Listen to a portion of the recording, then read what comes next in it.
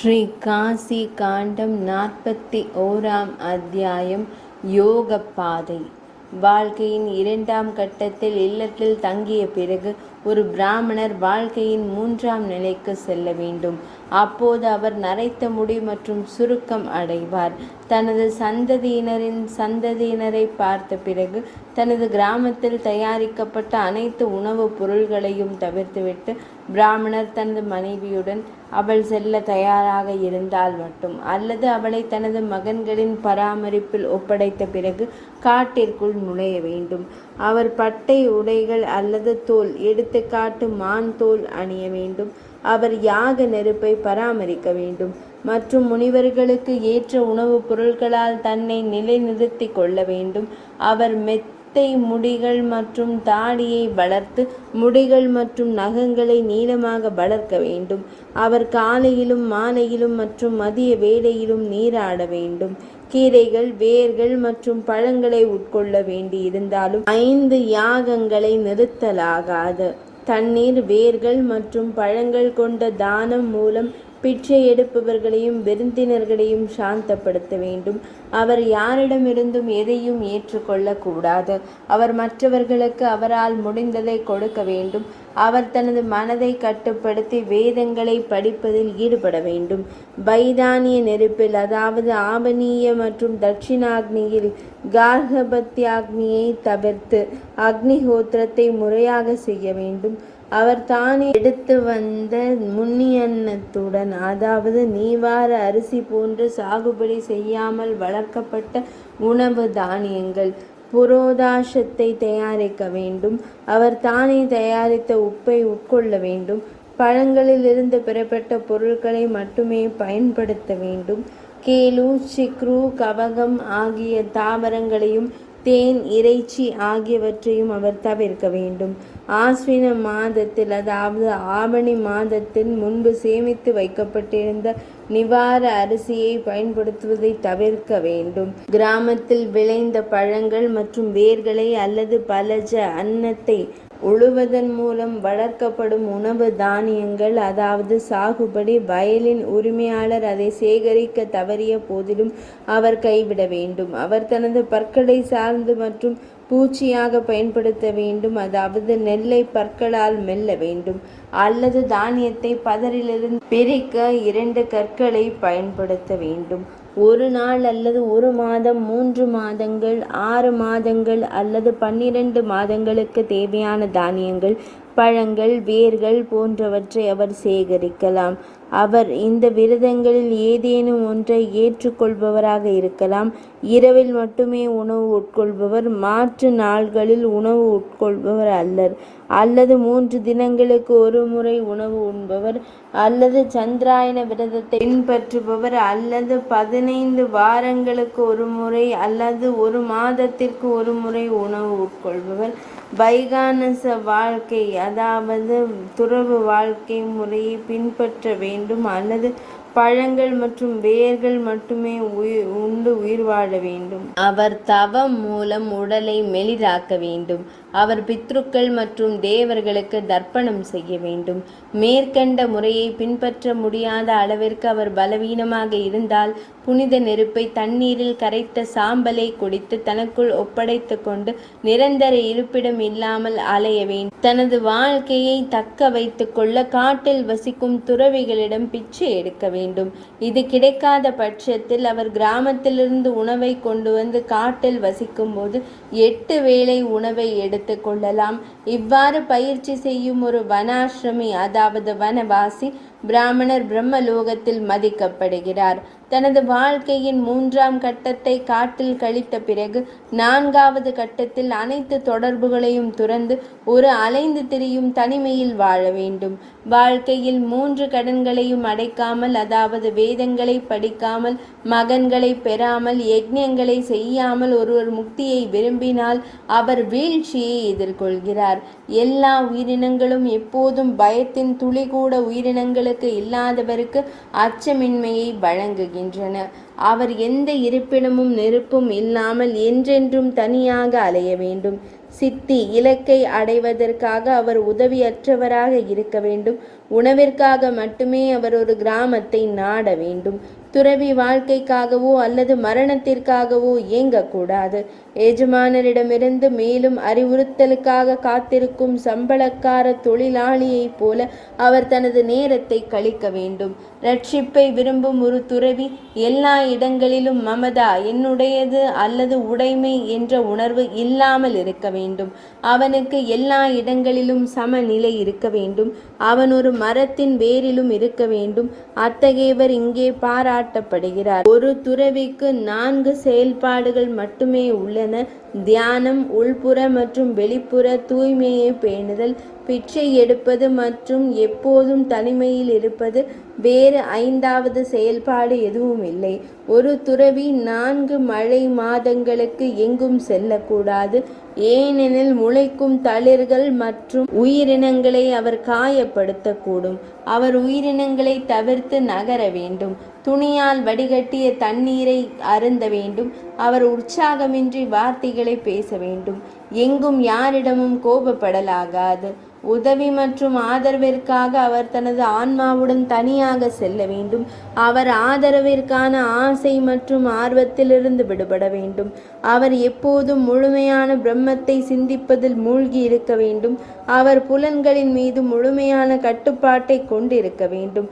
அவர் நகங்களையும் முடிகளையும் வெட்டவோ சவரம் செய்யவோ கூடாது. அவர் ஒரு காவி நிற துணியை அணிய வேண்டும், ஒரு தடியை வைத்திருக்க வேண்டும் மற்றும் தானமாக பெறப்பட்டதை உட்கொள்ள வேண்டும். அவர் தனது சிறப்பை பற்றி பெருமை கொள்ளக்கூடாது. இந்த 4 பொருள்களான பாதாம், மரம், களிமண் அல்லது வெற்று மூங்கில் ஆகியவற்றால் செய்யப்பட்ட ஒரு பாத்திரம் பரிந்துரைக்கப்படுகிறது. 5வது ஒன்று அல்ல. ஒரு பிச்சைக்காரன் ஒருபோதும் எந்த உலோக பாத்திரத்தையும் எடுக்கலாகாது. ஒரு வராதகன் பசு தினமும் குவிக்கப்பட்டாலும் அது 1000 பசுக்களை கொன்ற பாவமாகும். அப்படித்தான் கூறப்படுகிறது நித்திய ஸ்ருதி. ஒரு துறவி தன் இதயத்தில் மையல் உணர்வுடன் ஒரு பெண்ணை ஒரு முறையேனும் பார்த்தால் அவன் நிச்சயமாக 2 கோடி பிரம்ம கல்பங்களுக்கு கும்பீபாக நரகத்தில் இருப்பான்.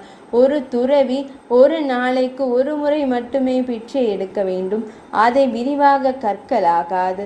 சமையலறையிலிருந்து புகை அடங்கிய கதிரடிக்கும் பூச்சி நின்ற எரியும் கறி இல்லாத மக்கள் தங்கள் உணவை எடுத்துக்கொண்ட மற்றும் தட்டுகள் கீழே வைக்கப்பட்டிருக்கும் வீடுகளில் ஒரு துறவி பிச்சை எடுக்க வேண்டும். மிக குறைந்த உணவை உட்கொள்ளும் தனிமைப்படுத்தப்பட்ட காம பொருள்களில் மோகமில்லாத தீவிர பற்று மற்றும் வெறுப்பு இல்லாத பிக்ஷு, பிச்சை எடுப்பவன் அதாவது பிச்சைக்காரன் மட்டுமே முக்திக்கு தகுதியானவன்.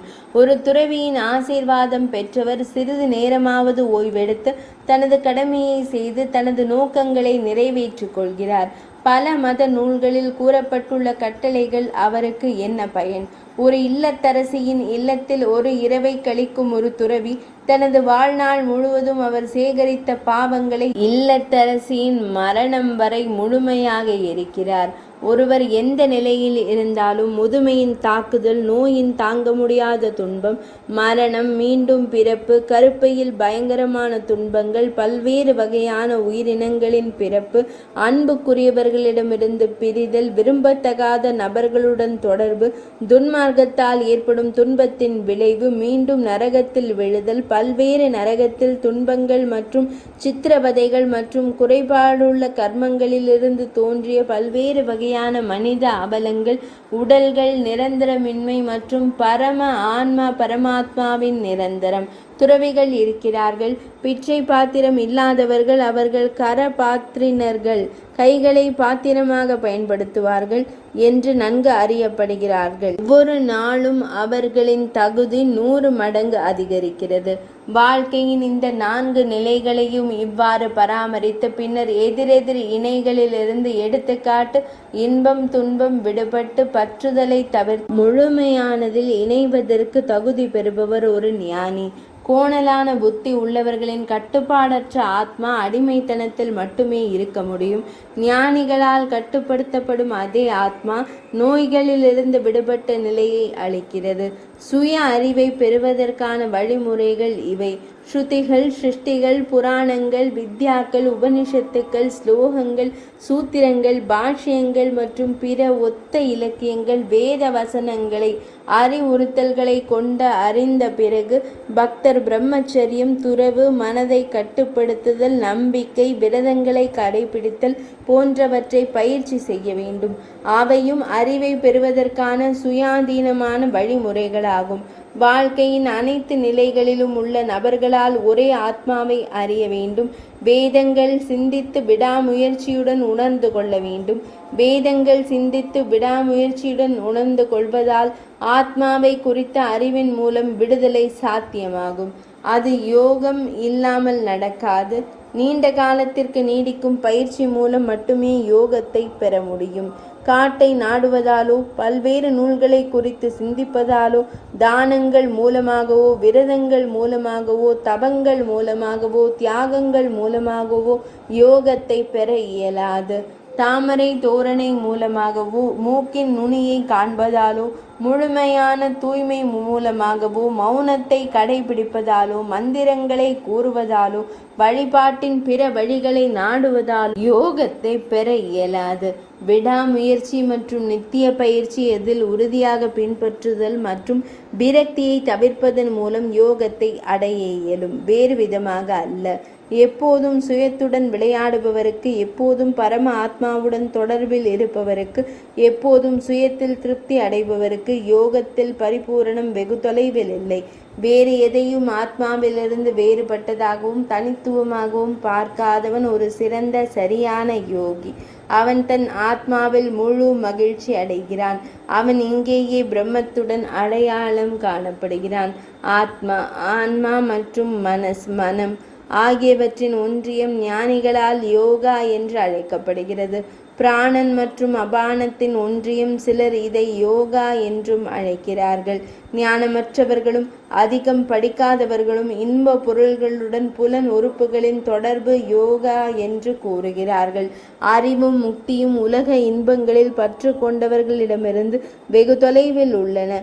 மனதின் செயல்பாட்டை தடுப்பது கடினம். அது நிற்காதவரை யோகத்தை குறித்த பேச்சு கூட எப்படி சாத்தியமாகும்? மனம் அனைத்து செயல்பாடுகளிலிருந்தும் விடுபட வேண்டும். மேலும் தனிப்பட்ட ஆன்மா பரமாத்மாவுடன் ஒன்றிணைக்கப்பட வேண்டும். அத்தகைய நபர் விடுதலை பெற்று யோகா யுக்தா, யோகா பெற்றவர் என்று அழைக்கப்படுகிறார். அனைத்து வெளிப்புற மற்றும் உள்புலன் உறுப்புகளும் மனதில் ஒன்றிணைக்கப்பட வேண்டும். பின்னர் அனைத்து புலன்களும் மனதையும் ஆன்மாவுடன் தொடர்பில் வைத்திருக்க வேண்டும். ஒருவர் அனைத்து பாவங்களிலிருந்தும், சாய்வுகள் அதிலிருந்து விடுபட்டு தனிப்பட்ட ஆன்மாவை உச்ச பிரம்மத்தை நோக்கியே கலைக்க வேண்டும். இது தியானம் மற்றும் யோகம். மற்ற அனைத்தும் வெறும் வார்த்தைகள். எல்லா உலகங்களிலும் இல்லாத ஒன்றை இருப்பதாக கூற இயலாது. அது முரண்பாடானது. தத்துவ ஞானியால் அவ்வாறு கூறப்படுவதால் அது மற்றவரின் சாதாரண இதயத்தில் நுழைவதில்லை. பிரம்மம் சுயத்தால் உணரப்பட வேண்டும்.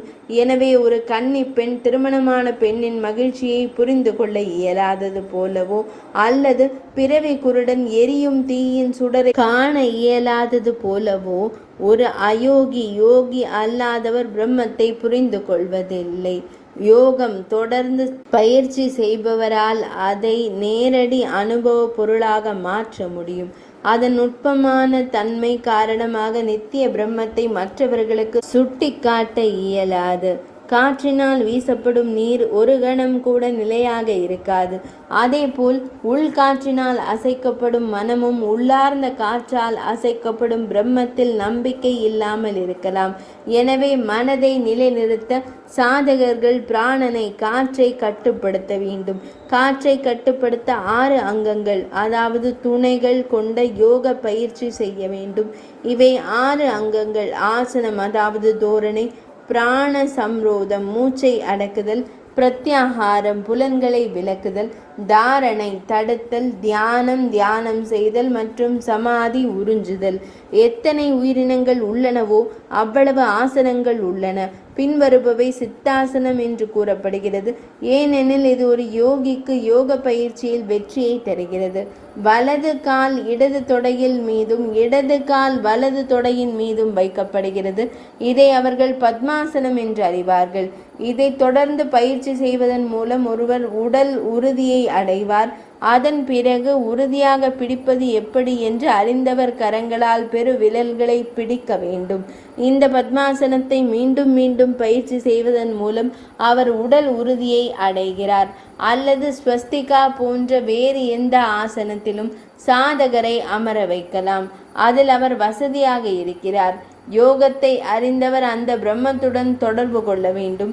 அவர் தண்ணீர் மற்றும் நெருப்பிற்கு அருகில் பாழடைந்த தொழுவத்தில், காட்டில், ஈக்கள் மற்றும் கொசுக்கள் நிறைந்த இடத்தில், சைத்தியத்தில், மரங்களால் சூழப்பட்ட பழமையான ஆலயம் அல்லது 4 கோபுரங்களில் யோக பயிற்சி செய்யலாகாது. உதிர்ந்த முடி, சாம்பல், உமி, நிலக்கரி, எலும்புகள் போன்றவற்றால் மாசுபட்ட இடத்திலோ, அழுகும் பொருள்களால் துர்க்கந்தமான துர்நாற்றம் வீசும் இடத்திலோ, நெரிசலான இடத்திலோ அவர் பயிற்சி செய்யலாகாது. யோக பயிற்சிகள் அனைத்தும் புலன்களுக்கும் மகிழ்ச்சி அளிக்கும் இடத்தில் மனம் மகிழ்ச்சி அடைந்து மாலைகள் மற்றும் தூபங்களின் நறுமணம் வீசும் இடத்தில் பயிற்சி செய்யப்பட வேண்டும். அதற்கு எந்த தடைகளும் இருக்கலாகாது. சாதகருக்கு பசியோ அதிகமாக உணவோ இருக்கலாகாது. திருநீர் மற்றும் மலம் கழிக்க அவசரப்படலாகாது. யோக பயிற்சி செய்யும் போது அவர் நடந்து சென்ற பிறகு சோர்வடையவோ எண்ணங்களால் கவலைப்படவோ கூடாது.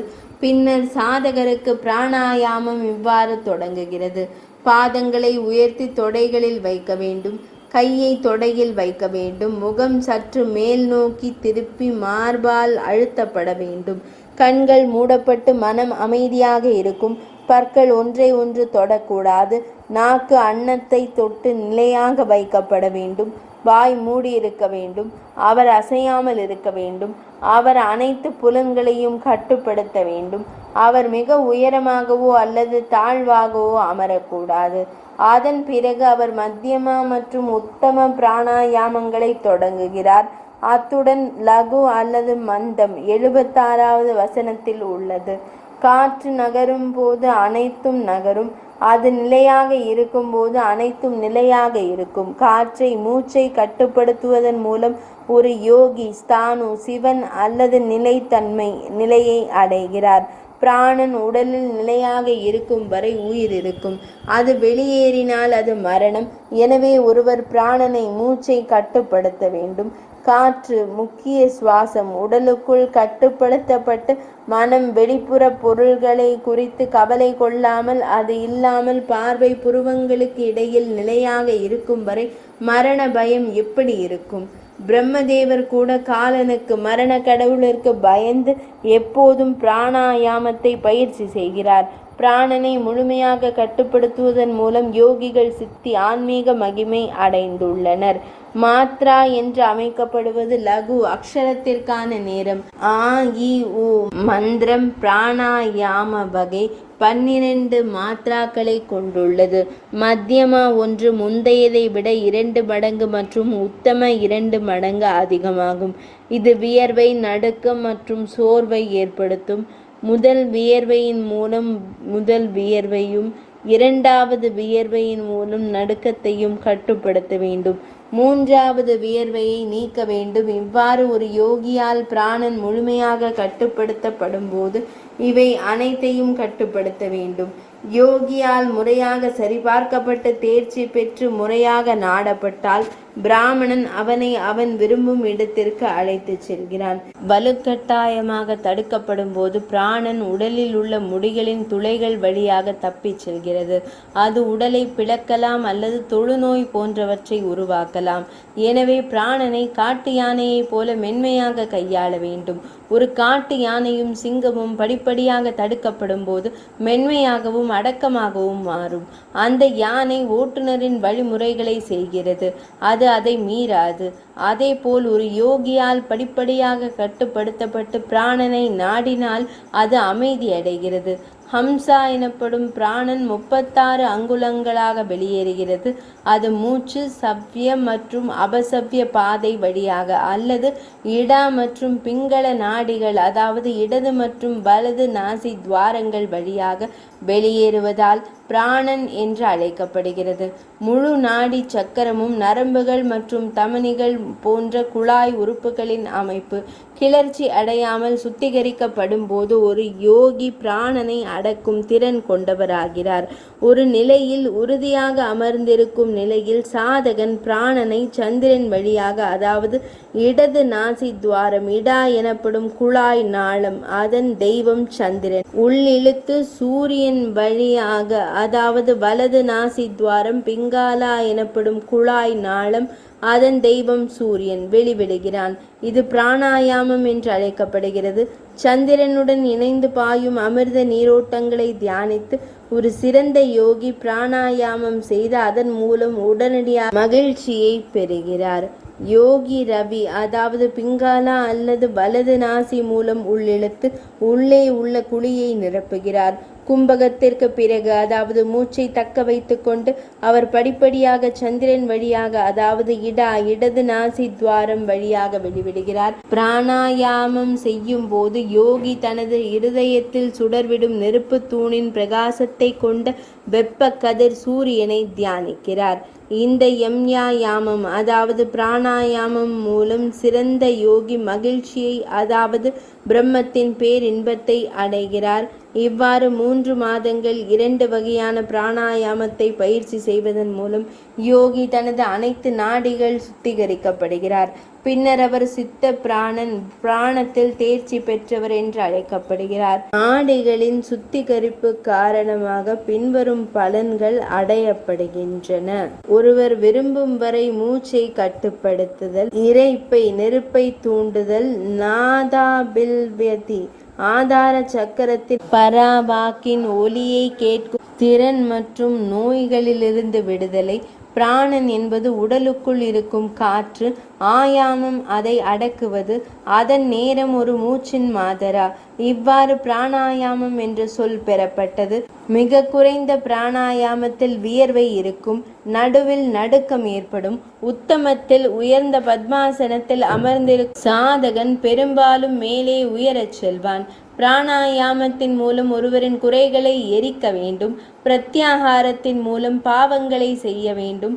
தாரணையின் மூலம் மன தைரியத்தையும் சமாதியின் மூலம் கடவுளின் தரிசனத்தையும் பெற வேண்டும். தர்மம் மற்றும் அதர்மம் இரண்டையும் தவிர்த்து மங்களகரமான மற்றும் பிறவற்றை அளித்த பிறகு சமாதியின் மூலம் ஒருவர் முக்தியை அடைகிறார். ஆசனத்தின் மூலம் உடல் ரூபத்தின் உறுதி அடையப்படுகிறது. இவ்வாறு 6 அங்கங்களும் விளக்கப்படுகின்றன. 12 பிராணாயாமங்கள் மூலம் பிரத்யாகாரம் அடையப்பட்டது போல் குறிப்பிடப்பட்டுள்ளது. 12 பிரத்யாகாரங்கள், அதாவது 144 பிராணாயாமங்கள் மூலம் தாரணை அடையப்பட்டது போல் அறிவிக்கப்படுகிறது. தியானம் கடவுளை அடைய உகந்தது மற்றும் அது 12 தாரணைகளை அல்லது 1728 பிராணாயாமங்கள் கொண்டுள்ளது. சமாதி என்பது 12 தியானங்களால் அல்லது 20,736 பிராணாயாமங்கள் உருவாக்கப்பட்டது. சமாதிக்கு பிறகு முடிவில்லாத ஒளி, சுய ஒளிரும் பிரகாசம் காட்சிக்கு வருகிறது. அது காணப்படும் போது அனைத்து செயல்பாடுகளின் குழுக்களும் இறப்பு மற்றும் பிறப்பு சுழற்சியும் நின்றுவிடும்.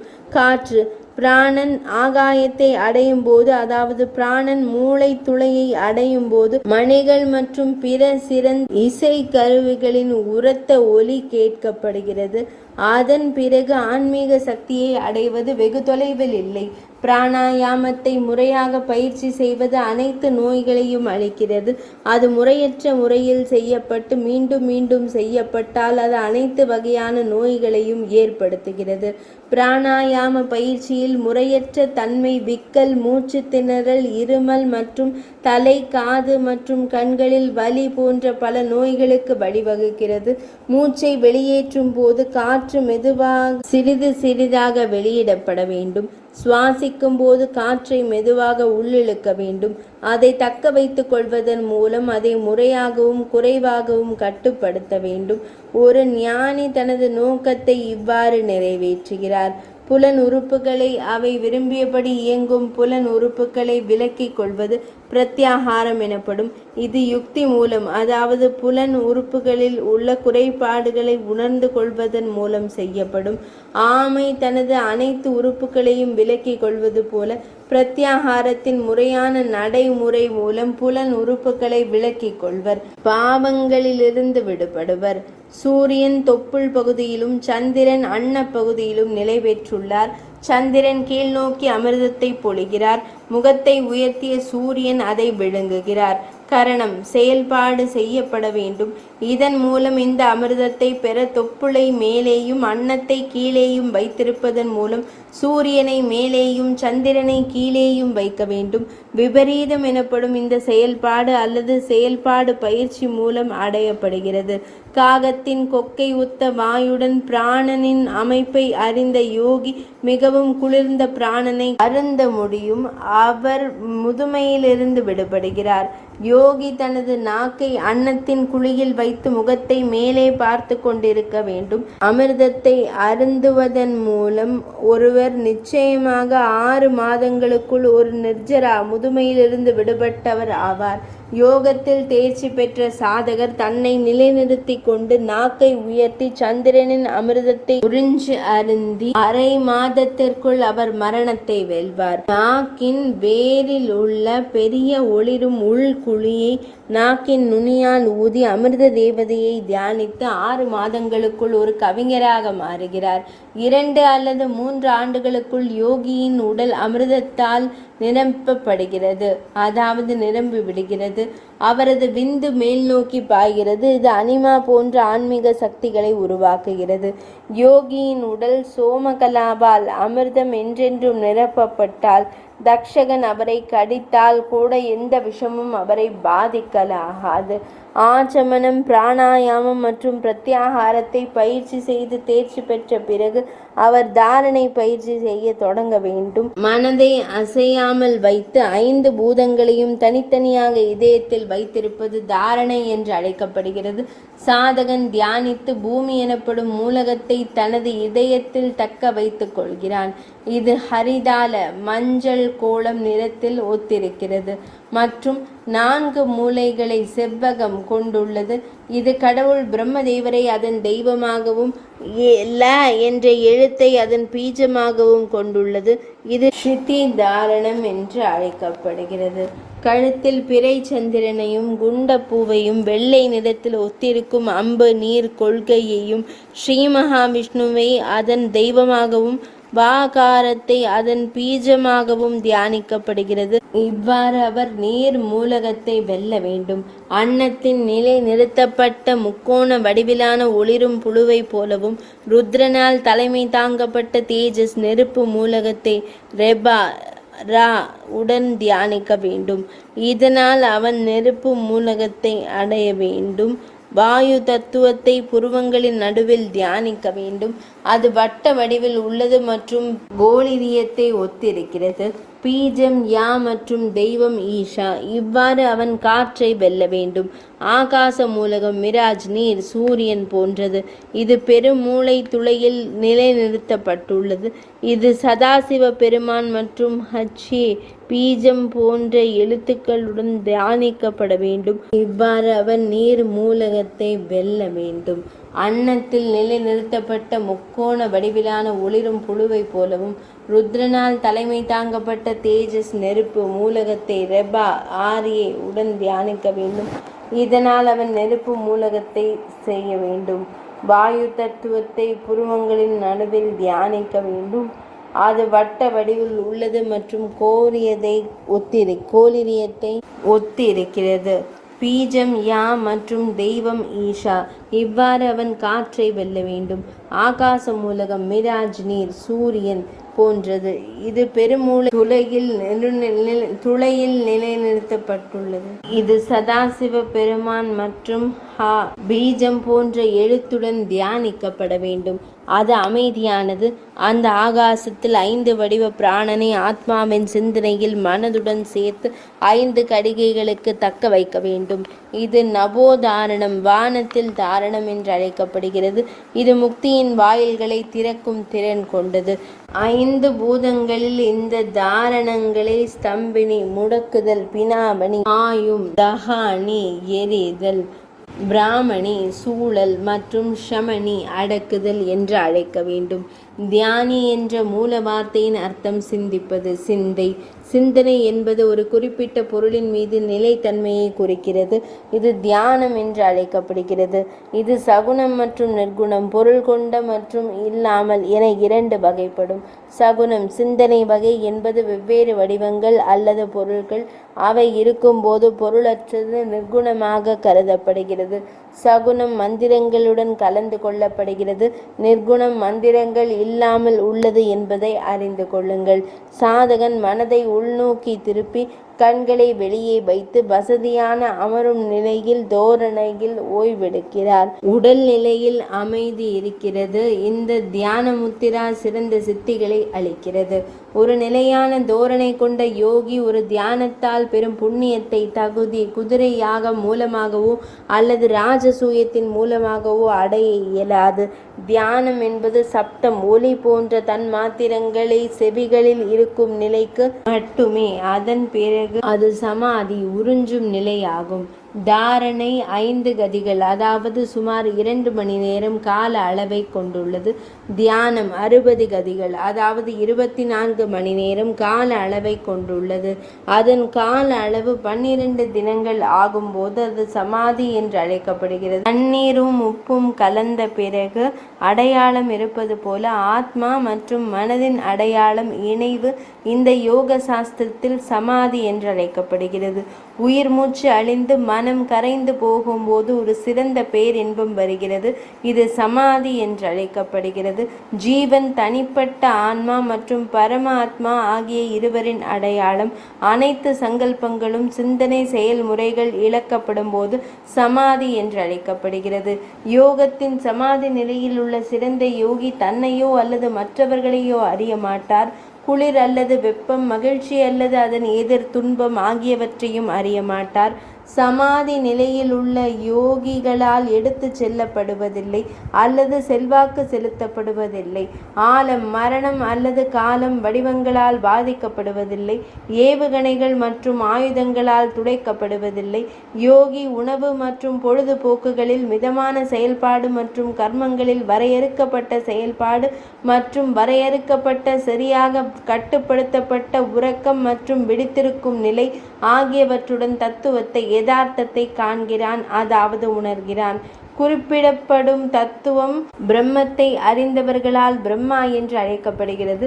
இது விஞ்ஞானம், சரியான அறிவு மற்றும் பேரின்பத்தின் தன்மை கொண்டது. அதற்கு பகுத்தறிவு அல்லது உதாரணம் இல்லை, அதாவது அதை அனுமானத்தால் அறிய இயலாது. இது பேச்சு மற்றும் மனதின் கண்ணோட்டத்திற்கு அப்பாற்பட்டது. ஷடங்கா 6 துணைகளை கொண்ட யோக பயிற்சி மூலம் யோகி பயம் மற்றும் நோய்களிலிருந்து விடுபட்ட மற்றும் எந்த ஆதரவும் தேவையில்லாத உச்ச பிரம்மத்தில் இணைக்கப்படுகிறார். தெளிவுபடுத்தப்பட்ட வெண்ணெய் தெளிவுபடுத்தப்பட்ட வெண்ணெயில் போடப்படும், அதுவும் தெளிவுபடுத்தப்பட்ட வெண்ணெயாக மாறுகிறது. பாலில் பால் ஊற்றப்பட்டால் அது பாலாக மாறும். அதேபோல் பிரம்மத்தில் கலந்த யோகி பிரம்மத்துடன் ஒத்ததாகிறது. யோகி தனது உடலில் தண்ணீரில் கலக்கப்படாத பஸ்மம் போன்றவற்றை பூச வேண்டும். அவர் மிகவும் சூடாகவோ அல்லது சூடில்லாததாகவோ உள்ள பொருள்களை தவிர்க்க வேண்டும். அவர் உப்பை தவிர்க்க வேண்டும். அவர் எப்போதும் பாலில் வாழ வேண்டும். அவர் பிரம்மச்சரியத்தை கடைபிடிக்க வேண்டும். கோபத்தையும் பேராசையையும் அடக்க வேண்டும். அவர் பொறாமையிலிருந்து விடுபட வேண்டும். 1 வருடம் தொடர்ந்து இவ்வாறு பயிற்சி செய்தால் அவர் யோகி என்று அழைக்கப்படுகிறார். மகாமுத்ரா, நபோமுத்ரா, உத்தியானா, ஜலந்தரா மற்றும் மூலபந்த ஆகியவற்றை முழுமையாக புரிந்து கொண்டு பயிற்சி செய்யும் யோகி அனைத்து யோக சித்திகளையும் கொண்டவர். நாடிகளின் இரத்த நாளங்கள் அமைப்பை சுத்திகரித்தல், சந்திரன் மற்றும் சூரியன் நாடிகள் இணைதல் மற்றும் ரசங்கள் முழுமையாக உலர்த்துதல் ஆகியவை மகாமுத்ரா என்று அழைக்கப்படுகின்றன. மற்றொரு விளக்கம், பிறப்புறுப்பு இடது காலால் மூடப்பட்டிருக்கும் ஆதரவு கன்னம் மார்பில் வைக்கப்பட்டு வலது காலை நீட்டி 2 கைகளாலும் நீண்ட நேரம் பிடித்து கொள்ள வேண்டும். உட்புறம் பிராணத்தால் நிரப்பப்பட்டு ரேசனம் மூச்சை வெளியேற்றுதல் மெதுவாக மேற்கொள்ளப்படுகிறது. இது மகாமுத்ரா என்று அழைக்கப்படுகிறது. மேலும் இது பெரும் பாவங்களை நீக்குகிறது. இந்த முத்திரையை சந்திராங்கத்தில் இட ஆரம்பத்தில் பயிற்சி செய்ய வேண்டும். பின்னர் பயிற்சி சூரியாங்கத்திற்கு பிங்களத்திற்கு மாற்றப்படுகிறது. பூரகம், கும்பகம் மற்றும் ரேசகத்தின் எண்கள் சமமாக மாறும் வரை பின்னர் முத்திரை கைவிடப்படுகிறது. மகாமுத்ராவை கடைபிடிப்பவருக்கு எதுவும் ஆரோக்கியமற்ற உணவாகாது. அவருக்கு உணவு முறையில் எந்த விதிமுறையும் இல்லை. அனைத்து நச்சு சாறுகளும் அவற்றின் நச்சு தன்மை இல்லாதவை. பயங்கர விஷத்தை உட்கொண்டாலும் அது அமிர்தம் போல ஜீரணிக்க முடியும். நுகர்வு, தொழுநோய், மூலநோய், வீக்கம், அஜீரணம் போன்ற அனைத்து நோய்களும் நீக்கப்படும். நாக்கு பின்னோக்கி திருப்பி மண்டை ஓட்டின் மூளை குழிக்குள் நுழைகிறது. பார்வை புருவங்களுக்கு இடையில் நிலைநிறுத்தப்படுகிறது. இதுவே கேசரி முத்ரா, நபோ முத்ரா என்று அழைக்கப்படுகிறது. கேசரி முத்திரையை புரிந்து கொள்பவர் ஒருபோதும் அம்புகளின் சரமாரிகளால் பாதிக்கப்படுவதில்லை. கர்மத்தால் ஒருபோதும் பாதிக்கப்படுவதில்லை.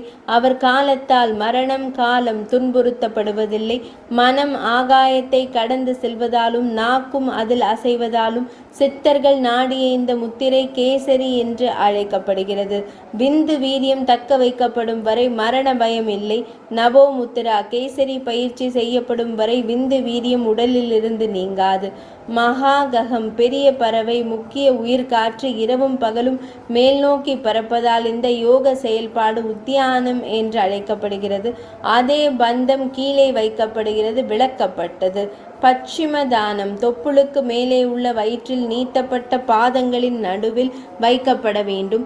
இது உத்தியான பந்தம். இதன் மூலம் மரண பயத்தையும் தவிர்க்க வேண்டும். இது தெளிவற்றது. சிராக்களின் குழாய் நாளங்கள், வலை பின்னல், கழுத்தில் உள்ள